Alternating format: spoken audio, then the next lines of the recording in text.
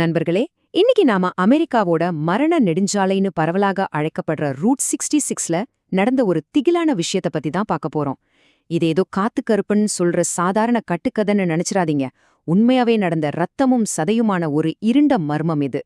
வருஷம் 2025 டெக்சாஸ் மாகாணத்துல இருக்கிற அந்த பேர் போன ரூட் 66 நெடுஞ்சாலை. வெளியில பாத்தீங்கன்னா கொற்ற மழை, அடர்ந்த பனிமூட்டம். இந்த ஒரு திகலான நிலைமையில தான் ஈதன்கிற ஒரு கல்லூரி மாணவன் நடுராத்திரியில தனியா தன்னோட கார்ல பயணம் செஞ்சிட்டு இருக்கான். பொதுவா இரவு 2 மணிக்கு மேல அந்த வழியா போறவங்க ஒரு வெள்ளாடை அணிந்த பெண்ண அடிக்கடி பாப்பாங்களாம். அங்க இருக்கிற ஒரு பயங்கரமான அர்பன் லெஜெண்ட் என்ன தெரியுமா? அந்த பொண்ண யாரு கார்ல ஏத்தினாலும் சரி, அவங்க இதுவரைக்கும் வீடு திரும்பவே இல்ல. கேட்கவே பகீர்னு இருக்குல்ல.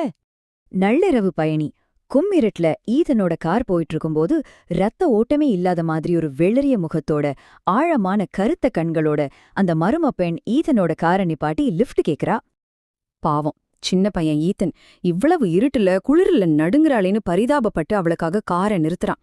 அப்போ ஒரு அமானுஷ்யமான பேயறைஞ்ச குரல்ல அவ சொன்ன ஒற்றை வார்த்தை, தயவு செய்து என்ன வீட்டுக்கு கூட்டிட்டு போங்க. அவ்வளவுதான் அவ கேட்டது. அவளும் கார்ல ஏறி உக்கார்றா. இப்போ டைம் பாருங்க. 2:15க்கு கார் மெதுவா நகருது.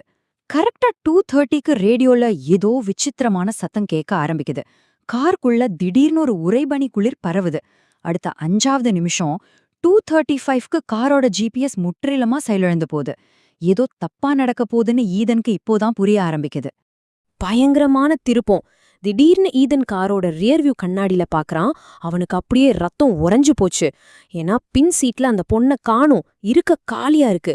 ஆனா பின்னாடி காரோட கதவு மட்டும் தானா மெதுவா திறந்து மூடுது. நினைச்சு பாருங்க எப்படி இருந்திருக்கும் அந்த நிமிஷம். அந்த ஷாக்ல இருந்து மீள்றதுக்குள்ள செயலிழந்து போன ஜிபிஎஸ் திரையில திடீர்னு ஒரு மரண எச்சரிக்கை மின்னுது. இப்போதே திரும்பிப்போ. இத பார்த்ததும் ஈதனோட இதயமே ஒரு நொடி நின்னு இருக்கும்னு அடிச்சு சொல்லுவேன்.